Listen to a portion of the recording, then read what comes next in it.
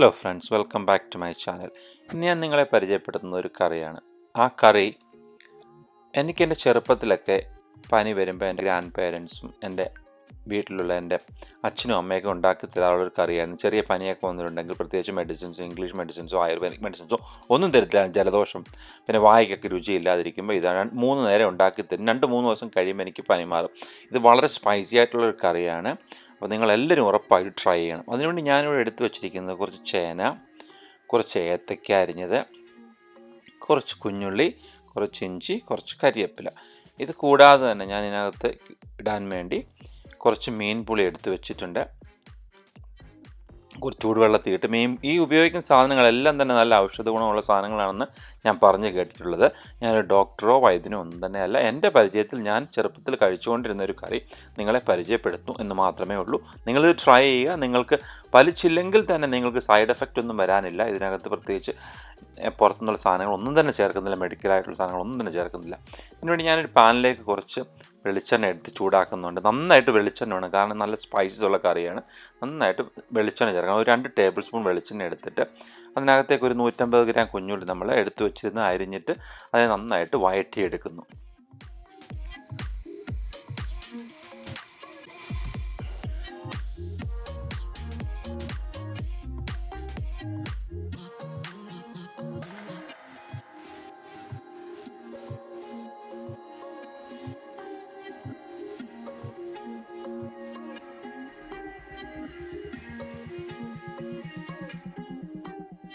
കുഞ്ഞുള്ളി നന്നായി പെട്ടെന്ന് വഴലാൻ വേണ്ടി അതിനകത്തേക്ക് കുറച്ച് ആവശ്യത്തിന് നമ്മൾ ഉപയോഗിക്കാൻ ഉദ്ദേശിക്കുന്ന ഉപ്പും കൂടെ, കറിക്ക് ആവശ്യമായിട്ടുള്ള ഉപ്പും കൂടെ ചേർത്താണ് ഞാൻ വഴറ്റുന്നത്.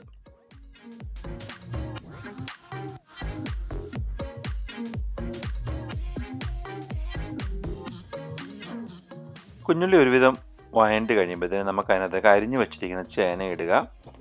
ചേനയിട്ട് നന്നായിട്ടൊന്ന് ഇളക്കി വഴറ്റ് നമ്മൾ കുറച്ചൊന്ന് പുറമൊക്കെ ഒന്ന് വയലട്ടെ.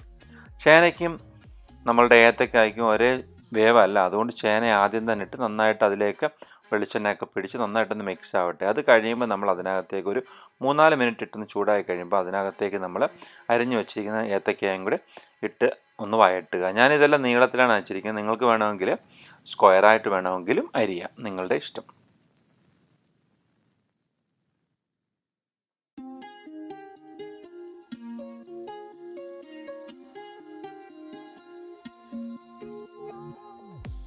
നമ്മൾ എടുത്തു വെച്ചിരുന്ന ചേനയും ഏത്തക്കയും കുഞ്ഞുള്ളിയും ഉപ്പും എല്ലാം കൂടെ നന്നായിട്ട് വഴണ്ട് കഴിയുമ്പോഴത്തേന് ഇതിനകത്തേക്ക് ഞാൻ ഒരു 1.5 ടീസ്പൂൺ മുളക് പൊടി, നല്ല സ്പൈസി ആയിട്ടുള്ള കറിയാണ്, പിന്നെ ഒരു 1/2 ടീസ്പൂൺ മഞ്ഞൾപ്പൊടി,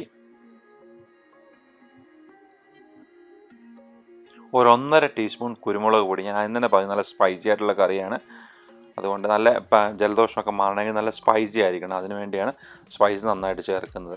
ഇതും കൂടെ ചേർത്ത് എണ്ണയ്ക്കകത്ത് കിടന്ന് നന്നായിട്ടൊന്ന് ചൂടാവട്ടെ. ശക്കല മല്ലിപ്പൊടി വേണമെങ്കിൽ ഇടുക, ഓപ്ഷനിലാണ്. നിങ്ങൾക്ക് വേണമെന്നുണ്ടെങ്കിൽ ഉപയോഗിക്കാം. എന്നിട്ട് നന്നായിട്ട് ഇതിനെ ഒന്ന് ഇളക്കി പുരട്ടി എടുക്കുക.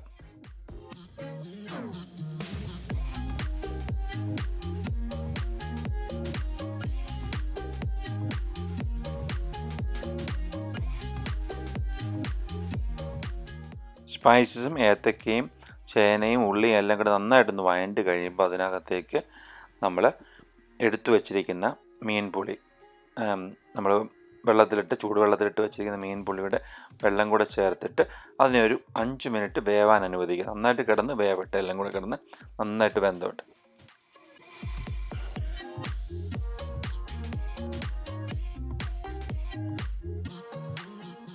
നിങ്ങളെല്ലാവരും ഈ കറി ട്രൈ ചെയ്ത് നോക്കണം. നിങ്ങളുടെ അഭിപ്രായങ്ങൾ മോശമാണെങ്കിലും നല്ലതാണെങ്കിലും കമൻറ്റ് ബോക്സിൽ രേഖപ്പെടുത്തുക. നിങ്ങൾക്ക് ചാനൽ ഇഷ്ടമായിട്ടുണ്ടെങ്കിൽ സബ്സ്ക്രൈബ് ചെയ്യാനും ലൈക്ക് ചെയ്യാനും മറക്കരുത്.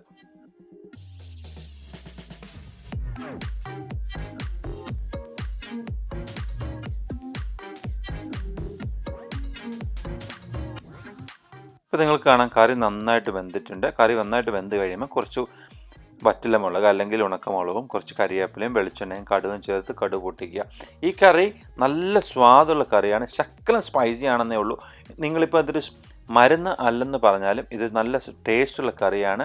ഇത് പനിക്ക് നല്ലതാണ്. വായ്ക്ക് രുചിയില്ലാത്ത എന്ത് അസുഖമായാലും വായ്ക്ക് രുചിയില്ലെന്നുണ്ടെങ്കിൽ 2-3 പ്രാവശ്യം ട്രൈ ചെയ്തിട്ടുണ്ടെങ്കിൽ ഇത് ഫലിക്കും. Thanks for watching. Thank U.